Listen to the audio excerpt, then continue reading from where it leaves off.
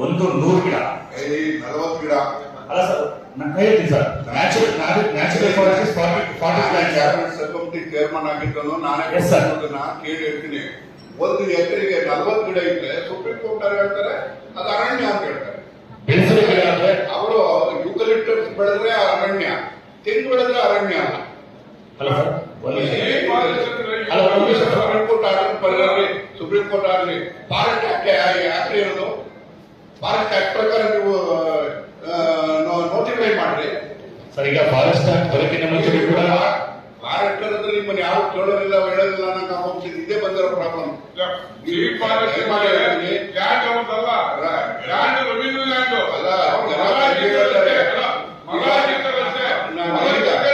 ಅಲ್ಲ ನಮ್ಮ assistant commissioner Tumakuru ಹೇಳಮ್ಮ, ನೀವು ಆಗುವಳಿ ಏನಮ್ಮ ಆಗ್ತಾ ಇದೆ? ಡೀಪ್ ಫಾರೆಸ್ಟ್ ಬಗ್ಗೆ ಎಲ್ಲರೂ ಡೀಪ್ ಫಾರೆಸ್ಟ್ ಇರ್ತಾರೆ. ಡೀಪ್ ಫಾರೆಸ್ಟ್ಗೆ ಇವರು ಗಿಡ ಮರ ಹಾಕಿರ್ತಾರೆ. Land actually belongs to revenue land. Revenue ಎಷ್ಟು ಖಾತೆ ಇರ್ತದೆ, ಗೋಮಾಳ ಮತ್ತೊಂದು ಇವ್ಯಾಕೆ ಮರ ಹಾಕಿರೋದು ತೊಂದರೆ ಕೊಡ್ಬೋದು? ಪಬ್ಲಿಕ್ ಸರ್ವಿಸ್, ಪಬ್ಲಿಕ್ ಕೆಲಸ ಮಾಡಲಿಕ್ಕೆ ಒಂದು 22 ಕೋಟಿ ಸರ್ಕಾರ ಕೊಟ್ಟಿದ್ದಾರೆ. ಒಂದು ಇಂದಿರಾ ಗಾಂಧಿ ಸ್ಕೂಲ್ ಸ್ಟಾರ್ಟ್ ಮಾಡಲಿಕ್ಕೆ ಡೀಪ್ ಫಾರೆಸ್ಟ್ ಅಂತ ಕೊಟ್ಟಿದ್ದಾರೆ.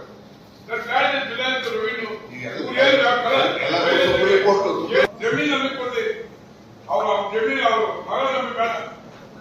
ಅಧ್ಯಕ್ಷರೇ, ಸಮಸ್ಯೆ ಏನಂದ್ರೆ ಎಲ್ಲ ಹೋಗಿ ಎಲ್ಲಾದ್ರೂ ಡೀಪ್ ಫಾರೆಸ್ಟ್ ಯಾವ ತರ ಗಿಡ ಹಾಕಿದಾವೆ ಅವ್ರು ಡೀಪ್ ಫಾರೆಸ್ಟ್ ಅದು ಹಾಕೂಡುದು. ಯಾರು ಮರ ಇದ್ರೆ ತಗೊಂಡೋಗಿ ಜಮೀನಿಲ್ಲ ರೆವಿನ್ಯೂ ಇಲಾಖೆ ಬಿಡಿ. ರೆವಿನ್ಯೂ ಇಲಾಖೆ